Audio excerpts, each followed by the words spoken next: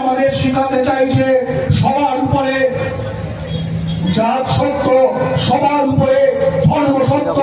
এই ধর্ম জাতপাতের নাম করে শুধু আমাদের ত্রিপুরা রাজ্যের মাটিতে না, গোটা ভারতবর্ষ জুড়ে আজকে আরএসএস এবং বিজেপি ধর্ম এবং জাতপাতের তাস খেলে মানুষে মানুষে বিভাজন তৈরি করবার চেষ্টা করছে, যার ফলশ্রুতিতে আমরা দেখলাম ঘৃণা আর বিদ্বেষের রাজনীতির শিকার হয়ে আমাদের ত্রিপুরা রাজ্যের একটা প্রতিভাবান ছেলে, মেধাবী ছেলে এঞ্জেল চাকমা, তাকে উত্তরাখণ্ডের মধ্যে প্রাণ দিতে হলো।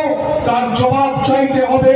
আজকে যারা আরএসএস বিজেপির নেতারা গোটা ত্রিপুরা রাজ্য জুড়ে, গোটা ভারতবর্ষ জুড়ে ঘৃণা এবং বিভেদের রাজনৈতিক চাষ করছেন, তাদের কাছ থেকে জবাব চাইতে হবে। কারণ এঞ্জেল চাকমারা খুন হয়েছেন ওই আরএসএস বিজেপির ঘৃণার রাজনীতির কারণে। সুতরাং বুঝতে হবে পরিকল্পিতভাবেই এই সাম্প্রদায়িকতার রাজনীতি করা হচ্ছে, তাদের ব্যর্থতা থেকে আড়াল করবার জন্য, নজরকে ঘুরিয়ে দেওয়ার জন্য।